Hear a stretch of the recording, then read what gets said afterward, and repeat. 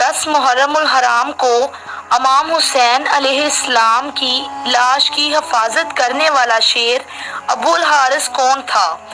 امام حسین کے بچپن میں پالے ہوئے اس شیر کو کیوں آزاد کیا گیا تھا؟ یہ شیر آزاد ہونے کے بعد کہاں گیا اور پھر کربلا میں کس طرح پہنچا؟ اور ابو الحارث شیر نے یزیدی فوج کے ساتھ کیسا سلوک کیا؟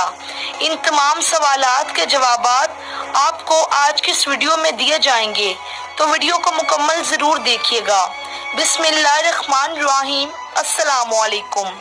امام حسین علیہ السلام نے ایک چھوٹا سا شیر رکھا ہوا تھا جس کا نام ابو الحارث تھا۔ اس کو مولا سے بہت پیار تھا۔ چونکہ مولا حسین کا گھر مسجد کے ساتھ ہی تھا تو وہ شیر باہر بیٹھا رہتا تھا۔ وقت گزرتا گیا اور شیر جوان ہو گیا۔ کچھ صحابیوں کو اس کی اتنی تکلیف اور حسد ہوا کہ ابو الحارث کو وہاں سے نکالنے کا منصوبہ بنایا اور سوچا کہ اس شیر کو مدینے میں نہیں رہنے دیں گے۔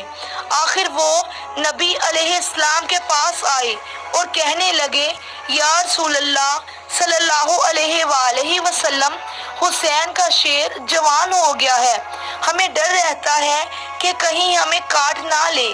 جنگل کی چیز ہے اور جنگل میں ہی اچھی لگتی ہے۔ نبی اللہ صلی اللہ علیہ وآلہ وسلم اس کو جنگل میں چھوڑ آئیں۔ نبی پاک صلی اللہ علیہ وآلہ وسلم نے فرمایا کہ کل تم کو یہ شیر مدینے میں نظر نہیں آئے گا۔ شام کو نبی پاک صلی اللہ علیہ وآلہ وسلم امام حسین کے پاس آئے، پیار کیا اور فرمایا، بیٹا حسین، تمہارا شیر تو جوان ہو گیا ہے۔ امام حسین مسکرائے اور نانا جان کی گردن میں باہیں ڈال کر بولے، جی نانا جان، جیسے جیسے یہ بڑا ہوتا جا رہا ہے مجھ سے محبت زیادہ کرتا ہے اور میرے بغیر نہیں رہتا۔ نبی پاک نے فرمایا، حسین بیٹا، آپ کے نانا کے صحابی ڈرتے ہیں اس سے، وہ نماز کے لیے آتے ہیں اور ان کو ڈر ہے کہ یہ شیر ان کو کوئی نقصان نہ پہنچا دے۔ بیٹا، اسے آزاد نہ کر دیں۔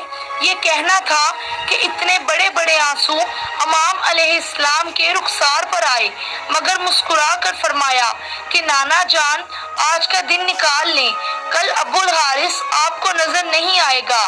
نبی پاک نے فرمایا، بیٹا حسین، آج کے دن کیا کرو گے؟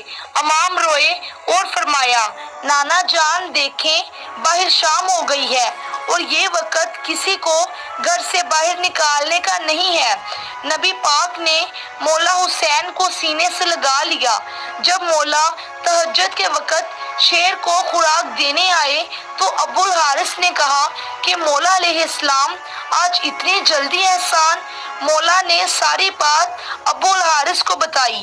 ابو الحارث نے کہا کہ ٹھیک ہے مولا علیہ السلام، میں جاتا ہوں، پر ایک شرط ہے، پھر ایک دفعہ ملاقات ضرور ہو۔ امام علیہ السلام نے فرمایا، تاریخ یاد کرو، 61 ہجری 10 محرم الحرام، میدان کربلا کے ٹیلے کے پاس سے تمہیں ایک آواز آئے گی، بس اس آواز پر چلے آنا، مجھ سے ملاقات ہو جائے گی۔ ابو الحارث نے کہا کہ مولا آواز کون دے گا؟ کیا آپ دیں گے؟ تو آپ نے فرمایا نہیں۔ پھر پوچھا کہ آپ کا بھائی عباس علمدار دیں گے؟ تو آپ نے فرمایا نہیں۔ پھر پوچھا امام پھر کون دے گا؟ تو آپ علیہ السلام روئے اور فرمایا، میری 4 سال کی بیٹی سکینہ سلام اللہ علیہا تمہیں آواز دے گی، یا ہماری اماں فضا سلام اللہ علیہا آواز دیں گی۔ آج بھی کربلا میں وہ مقام موجود ہے جہاں کھڑے ہو کر بی بی فضا سلام اللہ علیہا نے ابو الحارث شیر کو آواز دی تھی۔ وہ روز عاشور کہ بس بی بی نے آواز دی کہ ابو الحارث جلدی آ، میرے بابا کے لاشے پر گھوڑے بھاگ رہے ہیں۔ مگر ہائے افسوس کہ جب ابو الحارث کربلا کی زمین پر پہنچا تو امام علیہ السلام کی لاش 7 حصوں میں تقسیم تھی۔ ادریس بن عبداللہ کہتے ہیں کہ جب امام حسین علیہ السلام شہید ہو گئے اور عمر سعد لعین کے لشکر نے لاشائے اقدس کو دوبارہ پامال کرنا چاہا تو فضا نے جناب زینب सलाम अलैहा से कहा कि बीबी, एक रोज मैं समंदर में महवे सफर थी कि मेरी कश्ती टूट गई और मैं एक जजीरे पर पहुंच गई। वहां पर एक शेर मेरे सामने आ गया। मैंने उससे कहा कि ए अबुल हारिस, मैं रसूल खुदा सल्लल्लाहु अलैहि वसल्लम की कनीज हूँ। जब उसने ये सुना तो गुर्राते हुए आगे बढ़ गया और रास्ते की तरफ मेरी रहनुमाई की। आप मुझे इजाजत दें कि मैं उसे आवाज दूं, बुलाऊं और मैं उसे बताऊं कि ये लोग फर्जंदे रसूल सल्लल्लाहु अलैहि वसल्लम के साथ क्या करने वाले हैं। बीबी फिजा उस शेर को आवाज देती हैं, उसके पास गईं और कहा, ए अबुल हारिस। शेर ने अपना सर उठाया। फिजा ने कहा, क्या तुम्हें मालूम है कि ये लोग तुम्हारे अमाम के साथ क्या करने वाले हैं? ये उनका लाशा दोबारा पामाल करना चाहते हैं। ये सुनकर शेर अमाम अलैहिस्सलाम के लाशा पर आया और लाश अक़दस पर बुलंद आवाज से गिरिया करने लगा और दोनों हाथों से जिस्म अक़दस को छुपा लिया। लश्कर वाले आए तो शेर को देखा। उमर साद ने लश्कर से कहा कि ये फितना है, इसे जोश ना दिलाना और वापस लौट जाओ। चनाचे सब वापस लौट गए। जनाब फिजा सलामुल्लाह अलैहा ने शेर के आने की खबर जनाब ज़ैनब सलामुल्लाह अलैहा को सुनाई और इस तरह लाशे मथर पामाल होने से महफूज रही। वाज़ेह रहे कि ये शेर अबुल हारिस मौला अली अलैहिस्सलाम का पाला हुआ शेर था, जो कि खानदाने नबुवत का वफादार था और आज भी मौला अली सरकार से मंसूब है।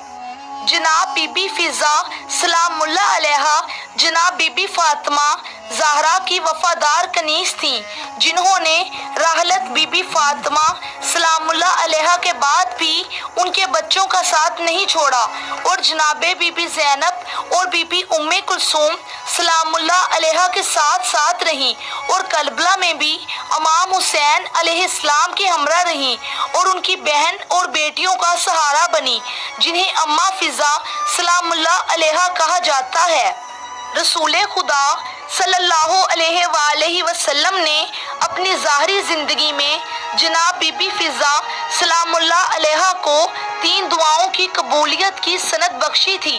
वाक़या करबला पेश आने से कबल वो 2 दुआएं मांग चुकी थीं और उनकी तीसरी दुआ जो उन्होंने वाक़या करबला के लिए संभाल रखी थी, लाशा इमाम हुसैन अलैहिस्सलाम को एक बार पामाल के बाद दोबारा पामाली से बचाने के लिए अबुल हारिस यानी शेर फिजा को बुलवाया जाना थी। सलाम रसूल अल्लाह सल्लल्लाहु अलैहि वसल्लम पर और सलाम इमाम हुसैन अलैहिस्सलाम पर, उनके पाक खून पर और अहले बैत पर। कमेंट सेक्शन में एक बार लब्बैक या हुसैन ज़रूर लिख दीजिएगा। तो ये थी हमारी आज की वीडियो। उम्मीद करती हूँ कि आपको वीडियो पसंद आएगी। वीडियो अच्छी लगी तो उसको लाइक करें, चैनल को सब्सक्राइब करें और साथ ही बेल को हिट करके नोटिफिकेशंस को ऑल पे क्लिक कर दें, ताकि इस तरह की मज़ीद वीडियोस सबसे पहले आपको मिल सकें। अगली वीडियो तक अल्लाह हाफिज़।